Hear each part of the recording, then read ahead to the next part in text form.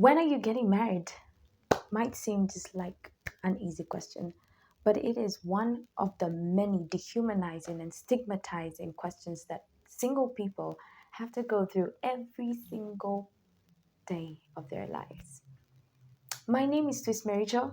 Let's talk about the pressure.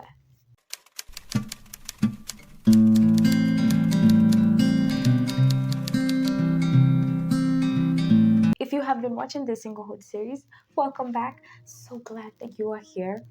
But if you have not, you can be up to date on this link above.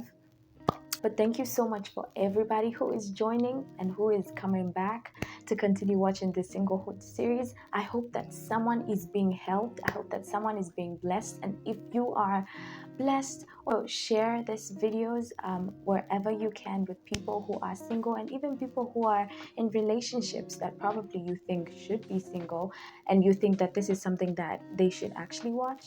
Just go ahead and share these videos to them. And welcome back. If you have been watching this series, then you know that I really advocate for wholeness.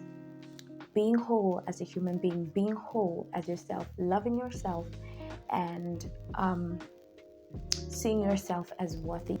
Let me start by saying that I am very sorry. The society might never change.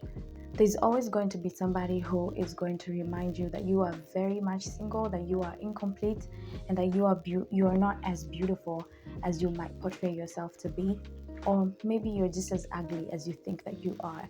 There's always going to be that person that's going to remind you, that mother, that father, that cousin, that friend, that is going to remind you that you're very much single and you are not known. And there's not so much that you can do to change the world around you. But there is so much that you can do to change your world and to change your heart. And as we talked about on the previous video, and if you haven't watched that video, click the link above. As we talked about in that video, we say that it is important for you to heal your wounds, heal your childhood traumas, heal the traumas from the toxic relationships that probably we have been, or just relationship experiences that we have had. They might not have been toxic, but they taught you a lot, that maybe cost you a lot of pain. And these are some of the things that you need to heal. You also need to heal from the lies that the society have continuously and consistently taught you, to a place where you have started believing lies that are not actually true. And so these are things that you need to actually heal yourself from, so that when you are looking at the world and when you're looking at people, you're not looking at them from a wounded perspective, but you're looking at them from a place of being very much healed. So when somebody talks to you, you're not feeling completely mad at them because you are very much wounded, but you are responding to them from a place of just peace and security. Remove all the lies that the society wants you to believe, that there's only one way for a life to be beautiful. And if you do not go that way, then you are not beautiful. However your life is turning out, as long as you are walking in the ways of Christ, it is beautiful. It does not have to be like anybody else's. Your life is just as beautiful as any other person's that you think is beautiful. Today, we're going to be talking about 10 ways that you can deal with the society pressure when you are a single lady. Number one, heal your wounds. Make sure you are not looking at the world from a wounded perspective. Number two, pray, guys. Pray that God is going to remove all the negative people in your life. Sometimes we can really surround ourselves with negative people who are just speaking a lot of negativity when it comes to singlehood.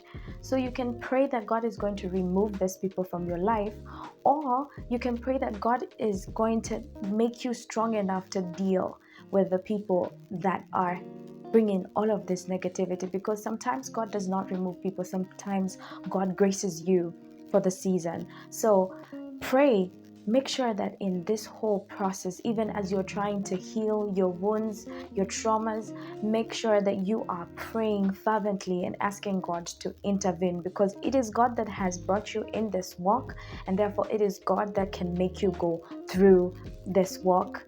However it is beautiful as long as you have God on your side. Number 3, know what marriage is and keep reminding yourself.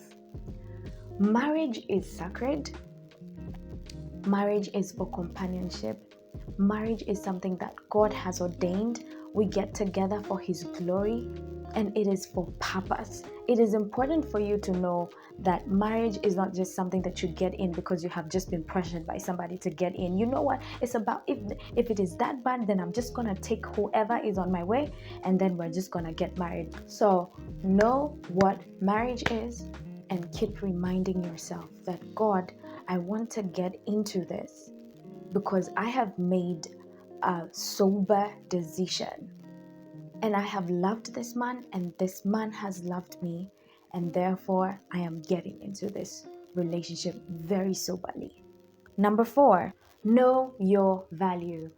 As we talked about on the previous video, we said that you need to know that you are a valuable person. No matter how long you have waited to get married, no matter how long you have waited to date, your value is not depreciating. If anything, it is appreciating. As long as you are walking you are walking with Christ, and Christ is guiding you, you are appreciating in wisdom, you are appreciating in the spirit, you are appreciating in all kinds of ways. And therefore, whoever tells you that you keep depreciating the more you get old is telling you lies. When you keep having faith in God, and when you keep walking in the ways of God, He is going to give you something that you actually did not even expect. So keep trusting in this God. Number 5, do not allow yourself to be controlled by the society. Let your life be fully controlled and submitted to God. You're not controlled by man, you are controlled by God. People will force you into a relationship, and when things go south, they're nowhere to be found. And let me tell you something. These same people that are pressuring you to get into a relationship are the same ones that are going to pressure you to get into marriage. Then they're going to ask you, when are you getting your child? Then they're going to ask you, when are you getting your second child?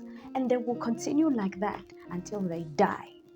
If you live your life to please people, then you're going to always feel under pressure.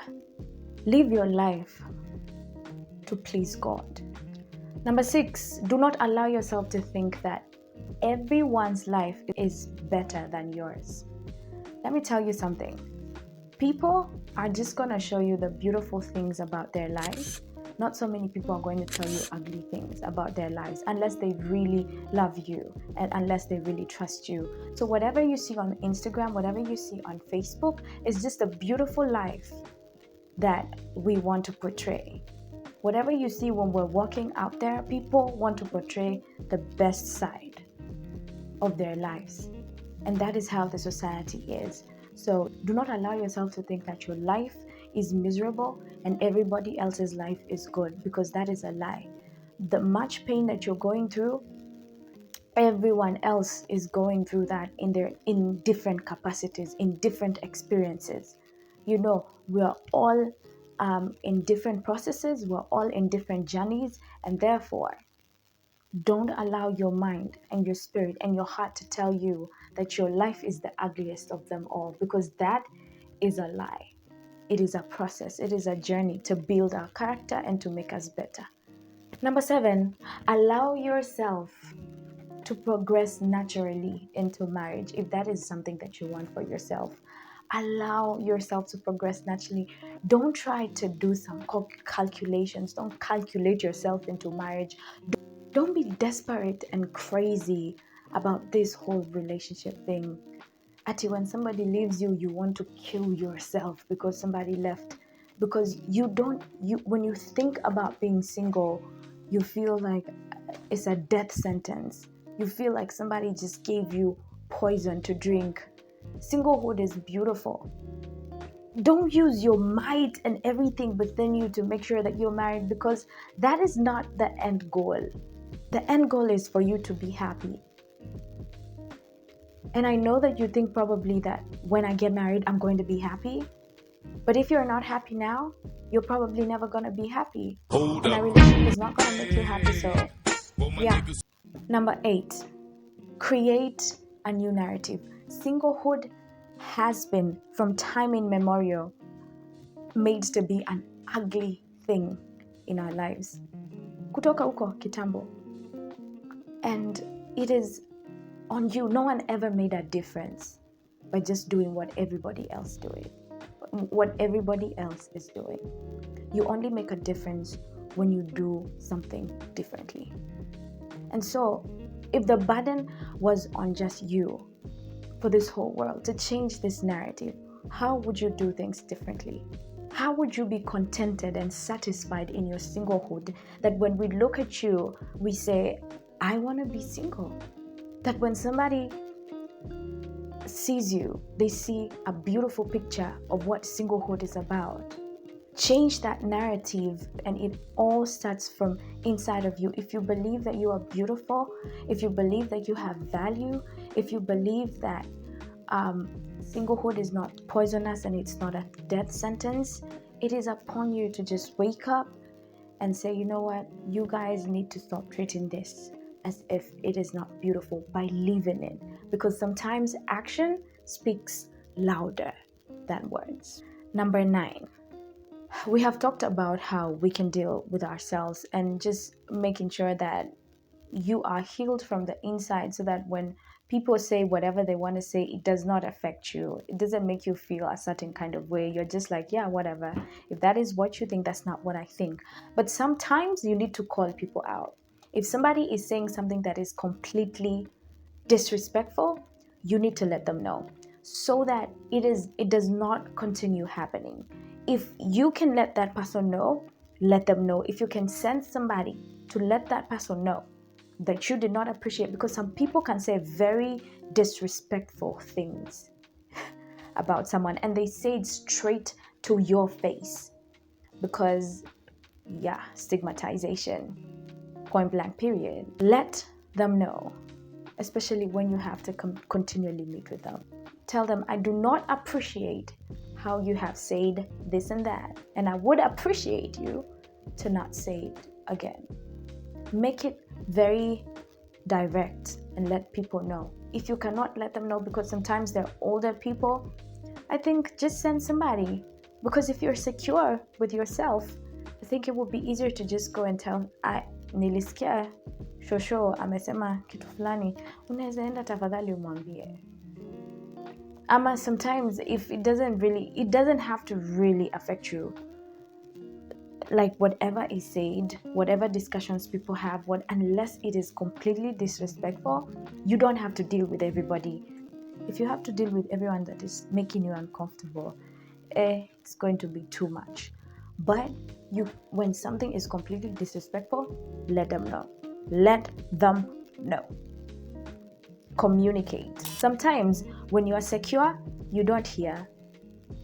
Even someone is literally just pointing fingers at you, but you don't hear because, you're secure. I'm telling you the truth. Somebody is literally trying to attack you. We're not even talking about somebody who is just talking from their mind, and then you listen, and then you're like, oh my God, I'm feeling bad. I feel like it is me they were telling. Someone is directly speaking to you and completely insulting you, but you don't hear because you are completely secure, you are healed, you're okay. Number 10, be firm. Sometimes we can choose, you know what, I'm going to choose to fear God, I'm going to choose to be single, I'm going to choose to heal my wounds, I'm going to choose to do all of these things, and then there's this friend of yours that just makes you go back to step 1. You need to be firm about walking this journey, being beautiful as you wait, or even just being beautiful as you are in this season, even if it is for the rest of your life. Be firm in obeying God, honoring God, walking in His ways, and waiting on Him for everything. Guys, we're almost coming to the end of this singlehood series. If you have a topic that you probably think I should have covered or we should have covered, um, just write it in the comments below and let me know probably something that you think we should talk about that nobody is really talking about when it comes to singlehood. That would be nice, or when it comes to anything, honestly. But singlehood would be so much more appreciated. So thank you so much for watching. Thank you so much for everybody that has been watching this video, that has been liking, that has been engaging with these videos. I don't take it for granted. You can do something else with your life, but you decide to just come and spend your time with me here, and I hope that you are benefiting. And if you are, make sure that you share it with your friends, with your brothers, with your sisters, with your family, somebody who can really benefit from this. And do not feel shy, because sometimes this topic can make you feel a bit shy, like, oh my god, who you attacking. Let me tell you guys, the amount of people that have reached out to me like, you don't want to get married? I'm like, chill out. What you mean? Like, the society is already coming for me. Are you single? Look, guys, you need to chill. We're talking about singlehood and how healthy it is and how beautiful singlehood is. I'm not saying that there's anything wrong with being in a relationship. That is what some of you have been carrying from this series. That's not it. Singlehood is beautiful and nobody talks about it. Make sure that you like and you subscribe if you loved any part of this video. Asanteni.